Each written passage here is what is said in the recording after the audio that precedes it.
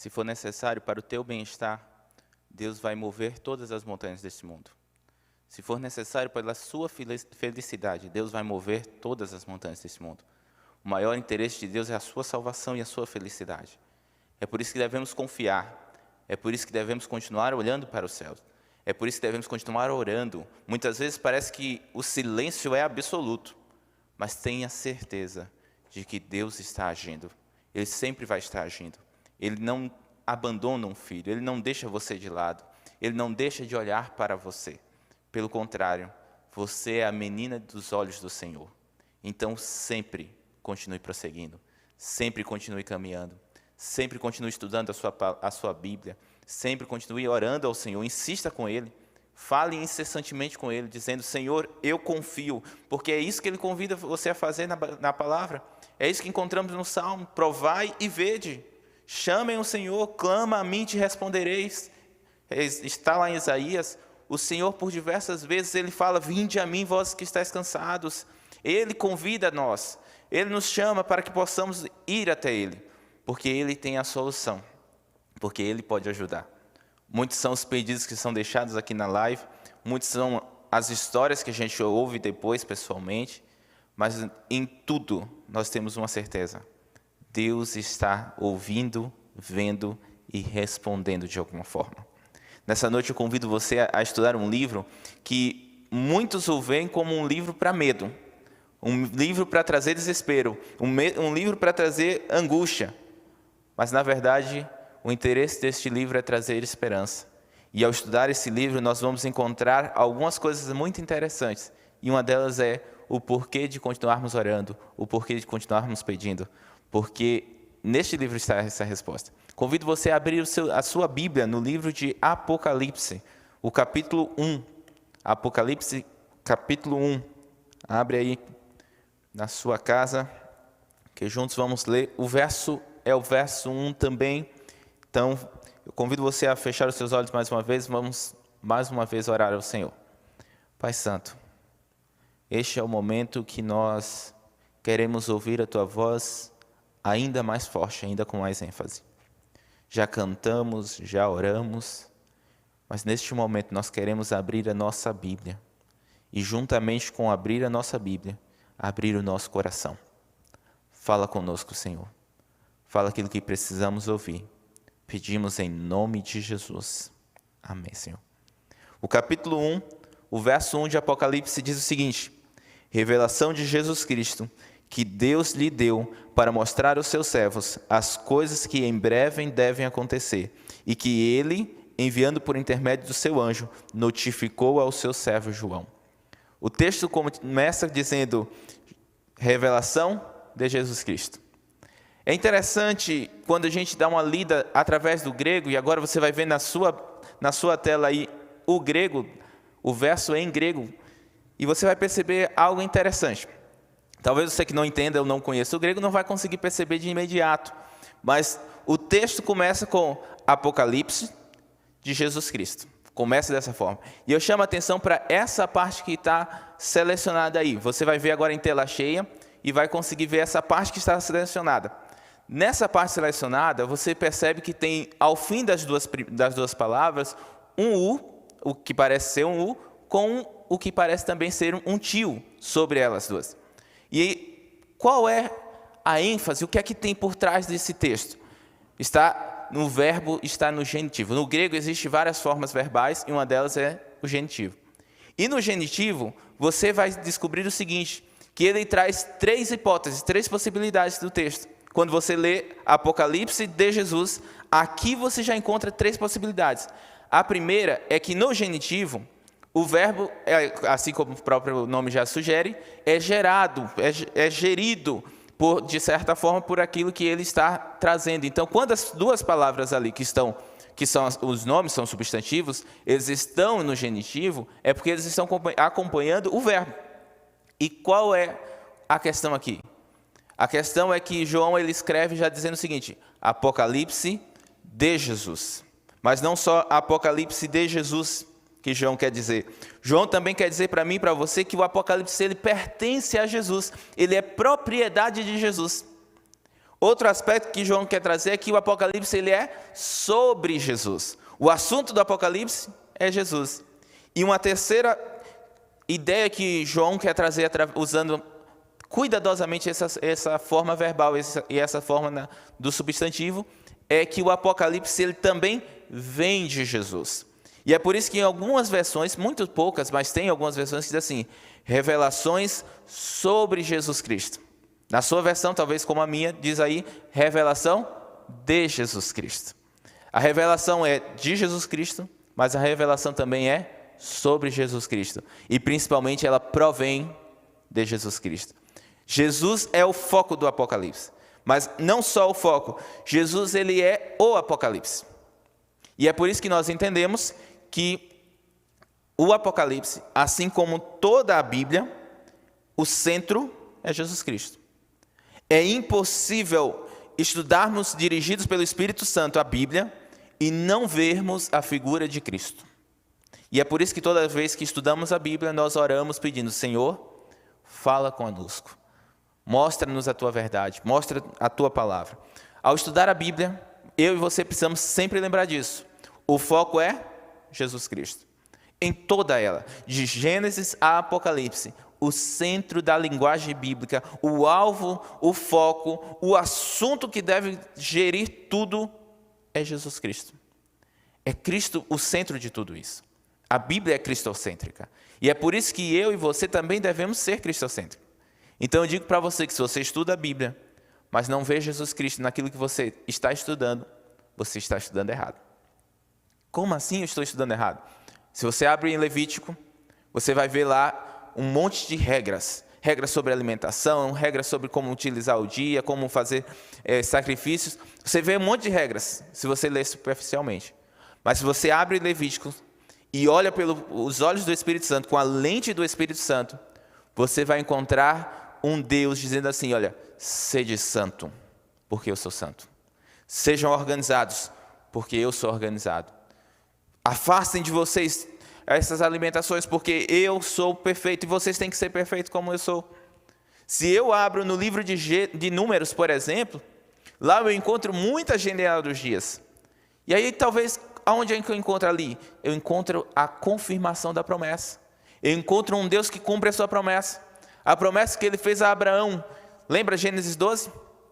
Você vai ser pai de uma grande nação. E aí Deus mostra em Números que Deus cumpriu essa promessa. Quando eu abro nos Salmos, eu vejo um monte de louvores, mas o centro do louvor é Cristo. Quando eu vou para os evangélicos, aí é bem mais simples e óbvio. O centro dos evangelhos, Cristo. Quando eu olho para Atos, e acho isso interessante, Atos dos Apóstolos, a gente coloca assim o nome do livro, mas talvez um outro nome poderia ser Atos do Espírito Santo. Atos que copiam os atos de Jesus. Cristo é o centro. A pregação de Pedro no capítulo 2 mostra, no capítulo 3, 4 também vai mostrar que Cristo era o centro. Ou seja, quando eu abro a minha Bíblia no livro de Apocalipse, ou em qualquer outro livro, eu não posso ver outra pessoa a não ser Jesus, porque Cristo é o centro. Olha o que Ellen White fala em Atos dos Apóstolos, na página 326. No Apocalipse, todos os livros da Bíblia se encontram e se cumprem. No Apocalipse, todos os livros da Bíblia se encontram e se cumprem. E é algo interessante quando olhamos para o livro e vemos que ele tem diversos ecos e citações indiretas de livros da Bíblia. Quando eu e você abrimos o livro de Apocalipse, nós não vamos encontrar como encontramos no livro de Hebreus. Você abre a Bíblia em Hebreus, você vê lá, acreditamos que Paulo escreveu Hebreus, você encontra dizendo assim, como disse o Espírito por meio do profeta Isaías, como disse o Espírito por meio do profeta do Salmo. Você encontra citações de onde ele está dizendo, de onde ele leu, de onde ele tirou a referência. No Apocalipse você tem que olhar, ler e ter um conhecimento bíblico. Você tem que olhar para o Apocalipse e perceber os ecos do Antigo Testamento. Você tem que perceber as referências ao Novo Testamento. E não é necessário ir para o grego para entender isso. É necessário simplesmente olharmos pela ótica do Espírito Santo. É necessário apenas conhecermos a Bíblia. O Apocalipse ele traz tudo isso de forma clara para aqueles que conhecem, para aqueles que estudam, para aqueles que estão interessados em ver Jesus. E é por isso que o livro de Apocalipse ele não traz tragédias, ele não traz ameaças, não traz grandes tribulações. Não é esse o foco, não é isso que o Apocalipse quer trazer. O que ele traz é esperança. Olha outra citação, nós encontramos no livro Uma Nova Era, segundo as profecias do Apocalipse, e lá o autor diz assim, olha, o Apocalipse registra repetidas afirmações da atenção divina às nossas necessidades, bem como os seus planos para o nosso futuro. Jesus caminha amorosamente por entre os candeeiros, que representam sua igreja perfeita. Ele promete alimentar-nos com o maná escondido. Ele se compromete a cuidar de nós durante essas horas em que o mundo enfrenta sua prova final. Ele se propõe selar-nos, assentar-nos sobre o trono e conceder-nos água da vida. O Espírito e a noiva dizem, vem. O Apocalipse é o foco da nossa esperança. É nele que encontramos força. É nele que encontramos esperança para um mundo melhor, para momentos melhores. Nós temos aqui na live agora vários pedidos. Nós encontramos os pedidos, por exemplo, do Eric, que pede por sua vida, e ele diz que não está nada fácil. Eric, o Apocalipse está aí para dizer o seguinte, olha, Deus está no controle. Deus pode todas as coisas. E Deus traz esperança para um futuro melhor. Nós encontramos diversas, se você voltar em várias lives, você sempre vai encontrar a tia Zeula pedindo oração pela Aninha. Sabe por que ela continua fazendo isso? Porque no Apocalipse promete um futuro melhor. Marluce, no Apocalipse promete que ele trará os mortos, ele ressuscitará os mortos para viverem eternamente. Você entende isso? Você entende que Deus coloca o Apocalipse para que eu e você pudéssemos ter esperança? Para que eu e você pudéssemos dizer assim, vale a pena orar, vale a pena pedir, vale a pena confiar. A Margarida pediu pela sua sogra. No Apocalipse Deus disse que não haverá mais luto, nem tristeza, nem dor, porque todas essas coisas passaram. E é por isso que ao olharmos para o Apocalipse, eu não posso focar em pragas, eu não posso focar em sinal da marca da besta, eu não posso focar na grande guerra. Ao olhar para o Apocalipse, eu foco numa promessa que Cristo fez. Quando eu abro o Evangelho de João, no capítulo 16, Cristo ele tinha dito ele faz a seguinte afirmação, capítulo 16, verso 33, essas coisas vos tenho dito para que tenhais paz em mim. No mundo passareis por aflições, mas tende bom ânimo, eu venci o mundo. Aí eu abro no Apocalipse e eu vejo lá, digno é o Cordeiro que venceu. Eu abro o Apocalipse e encontro uma promessa, dizendo que ao vencedor dar-lhe-á direito de sentar-se ao lado de Cristo.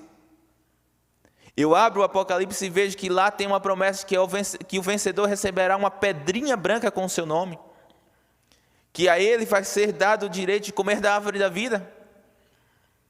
Então, quando eu abro a minha Bíblia e olho o livro do Apocalipse, eu não tenho que focar na besta, eu não tenho que focar no sinal, eu não tenho que focar nas pragas, eu tenho que focar na promessa. E olha o verso 3 do capítulo 1, bem-aventurados aqueles que leem e aqueles que ouvem as palavras da profecia e guardam as coisas nelas escritas, pois o tempo está próximo. Felizes, na nova versão internacional, felizes aqueles que leem as palavras desta profecia e felizes aqueles que ouvem. Por que são felizes? Porque há felicidade quando eles leem as profecias? Porque eles olham para o verso 7, quando diz assim, eis que venho com as nuvens e todo olho verá. Porque eles olham para o capítulo 21, verso 4, e veem lá que ele prometeu que enxugará dos olhos toda lágrima. Porque olham para o capítulo 7 e veem uma multidão vestida de roupas brancas, cantando, santo, santo é o Cordeiro que venceu. Por isso são felizes. Por isso eles encontram felicidade. Luceni, sabe por que você confia nas promessas do Senhor? Porque no Apocalipse ele promete que há esperança, que há um futuro melhor. Nele ele promete que há paz, E não uma paz como o mundo dá, mas uma paz eterna. Maria Roseli, sabe por que a gente tem esperança? Porque Cristo, no Apocalipse, ele diz: felizes são aqueles que conhecem. Felizes aqueles que leem e que ouvem. Que lei e que ouve é esse? Leem e ouvem com entendimento. E como é que eu consigo ler e ouvir com entendimento? Através do Espírito Santo. E é por isso que no capítulo 1, você encontra várias referências ao Espírito Santo, a Deus o Pai e a Deus o Filho.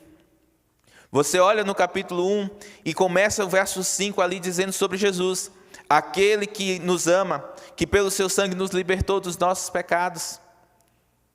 No Apocalipse nós encontramos esperança, nós encontramos paz. Aí depois ele diz assim: glória a Deus o Pai, que tem domínio pelos séculos dos séculos. E aí ele também diz assim: olha, e vi o Espírito andando, caminhando ao nosso redor. Glória a Deus porque Ele é comigo e com você. Glória a Deus porque existe paz e esperança para mim e para você. É isso que o Apocalipse quer que você foque. Não é das bestas. Tudo isso é importante para entendermos o contexto que vivemos. Tudo isso é importante para que eu e você possamos dizer assim: olha, a Bíblia estava certa, mas principalmente para você e eu podemos dizer assim: ora vem Senhor Jesus. Esse é o foco do Apocalipse.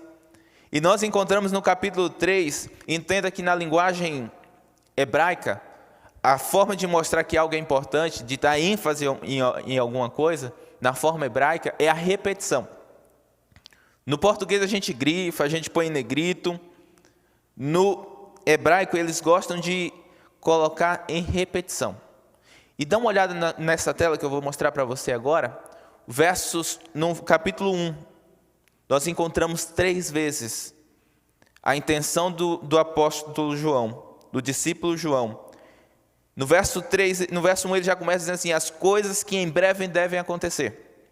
No verso 3 ele já diz assim: pois o tempo está próximo. E no verso 19 ele volta dizendo assim: e as coisas que hão de acontecer depois dessas. No Apocalipse então João já está dizendo assim: olha, fiquem espertos. Temos uma brevidade do tempo. Temos pressa. Mas pressa por quê? Ou pressa para quê? Pressa para a volta de Jesus. Pressa para acabar o sofrimento.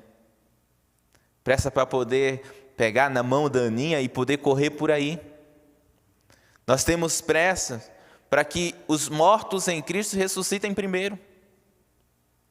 E é por isso que, por várias vezes, João já começa o livro dizendo assim: olha, fiquem atentos, pois o tempo está próximo. Fiquem atentos, porque as coisas em breve começarão a acontecer. Fiquem atentos, porque depois dessas coisas vão acontecer outras. João, ele faz a ênfase, ele traz a ênfase para a volta de Jesus. E se você for caminhando pelo livro do Apocalipse, você vai encontrar várias vezes essa expressão sendo repetida. No capítulo 22, ela é repetida várias vezes. Porque a ênfase está no seguinte: olha, volta de Jesus. Fim dessas coisas, fim do sofrimento. E no verso 7, João faz questão de enfatizar isso. E é interessante que num capítulo de 20 versos, no verso 7 agora João, ele coloca uma expressão. E não só uma expressão, mas uma ênfase.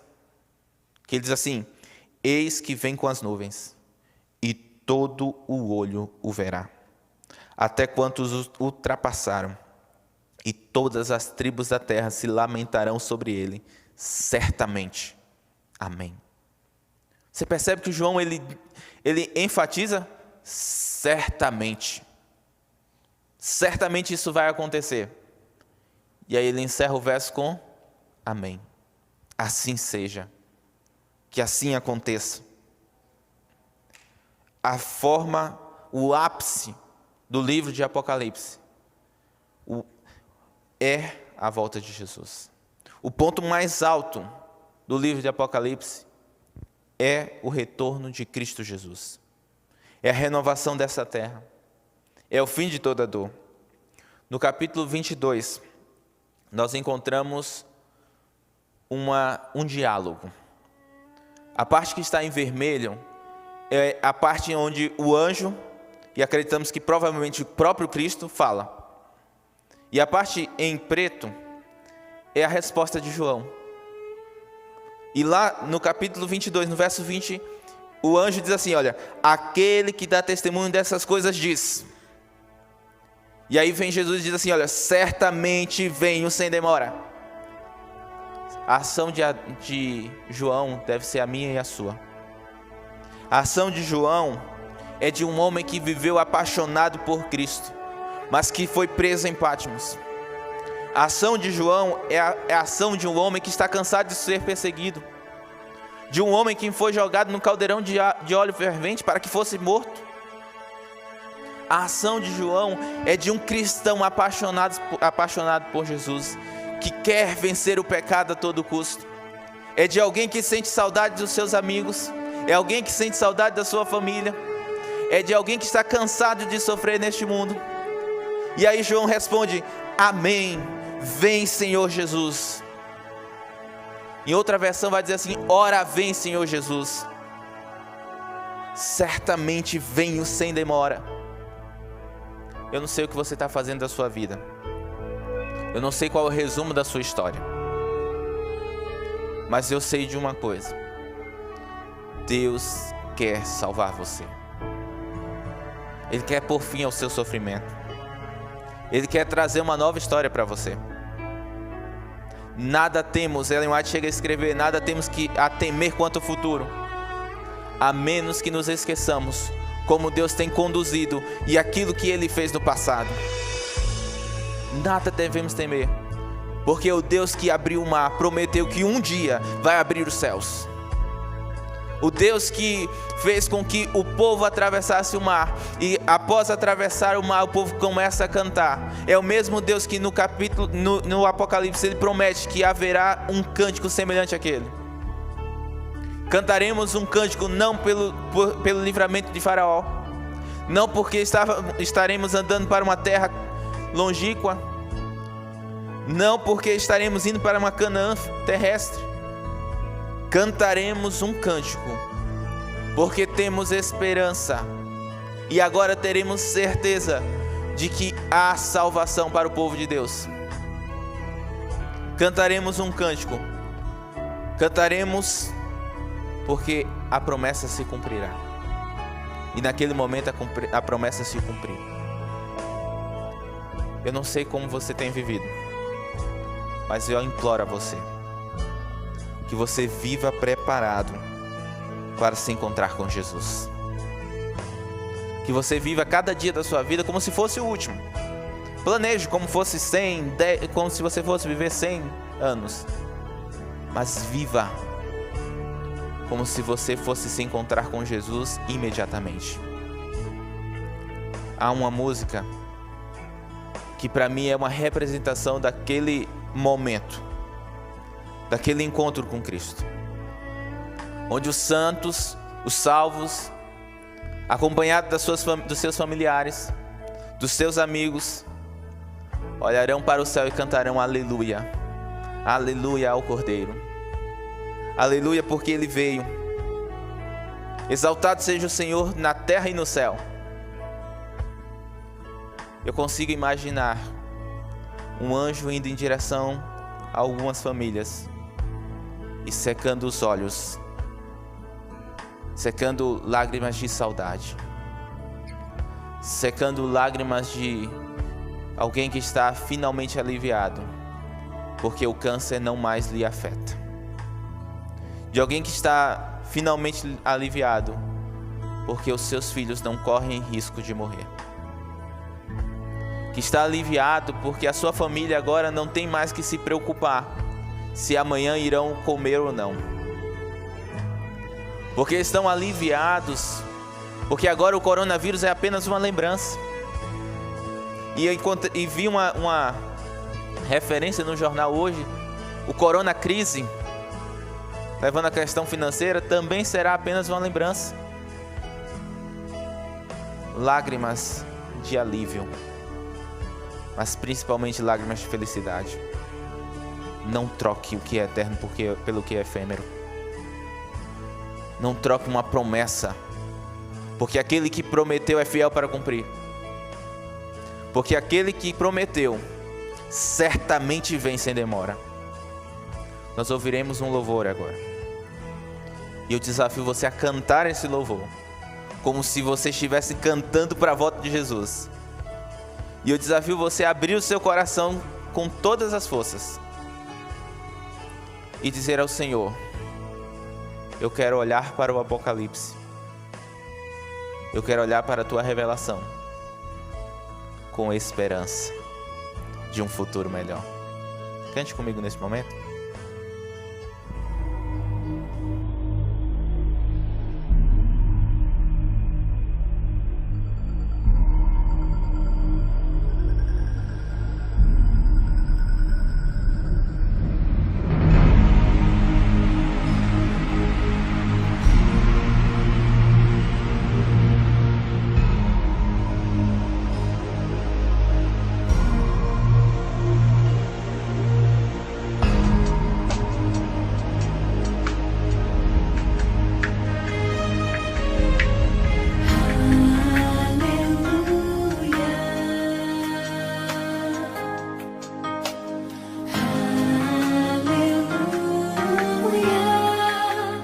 Te adoramos, Senhor, nosso Deus. Aleluia.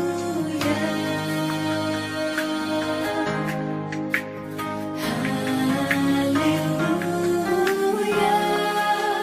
Te adoramos, Senhor, nosso Deus.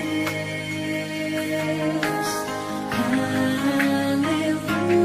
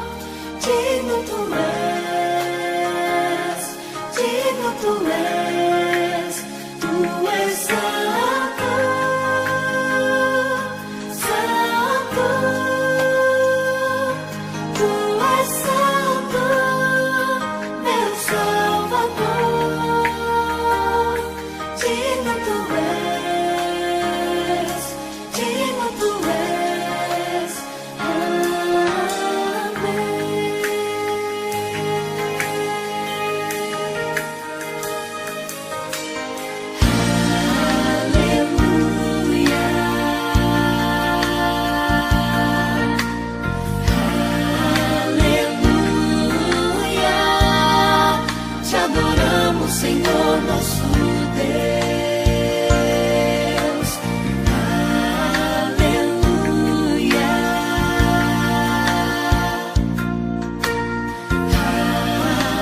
Aleluia. Te adoramos, Senhor, nosso Deus.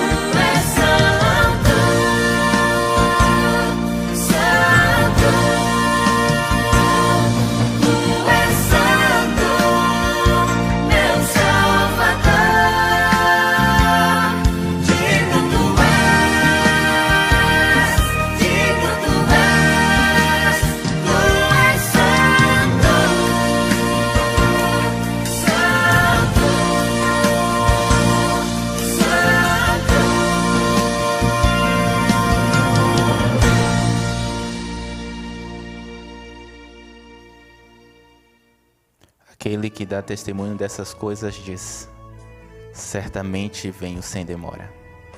Amém. Vem, Senhor Jesus. porque Tu és santo, porque Tu és digno de louvor, porque o Senhor é a esperança. Geninha, Sueli, Rosilene, Márcia, o Senhor é com vocês. O Senhor está ao lado de vocês. Ele vai resolver todos os nossos problemas, não só aqui, mas de uma vez por todas, na volta de Jesus. Feche seus olhos, vamos falar mais uma vez. Obrigado, Senhor. Obrigado por colocar o livro do Apocalipse na Bíblia. Porque ao ler, ao ver, ao ouvir tudo que tem nele, nós temos uma certeza: tudo está sob controle. Nós temos a certeza que há um plano maior e infalível por trás de todas as coisas. É nele que encontramos esperança para continuar orando ao Senhor, na esperança de um amanhã melhor, na esperança de um futuro melhor. É nele que encontramos, Senhor, forças para continuar sendo fiéis. Muito obrigado pelo Teu sacrifício. Obrigado porque o Senhor é o Cordeiro que foi morto, mas ressuscitou. Obrigado porque pelas Tuas feridas hoje somos sarados. E pelo castigo que o Senhor sofreu, hoje somos libertos e temos paz. Entregamos as nossas vidas em Tuas mãos, Senhor, porque queremos terminar a história deste mundo de pecado cantando santo, santo, santo é o Senhor, cantando o cântico que só Moisés cantou. E é por isso nas nossas casas hoje, Senhor, dizendo aleluia e aleluia ao Cordeiro, entregamos tudo e todos para que a Tua vontade seja feita acima da nossa. Obrigado por mais um dia. Obrigado pela abertura da Tua palavra. Em nome de Jesus. Amém, Senhor. Que linda mensagem nós acabamos de escutar. Uma boa noite. Muito obrigado, pastor Robert, pela mensagem. Boa noite a todos vocês. Esteja conosco agora na próxima sexta-feira, onde teremos nosso encontro, o programa Encontros, que começa às 6h30, horário de Campo Grande, tá? Então, muito obrigado a todos que estavam nos assistindo e uma boa noite.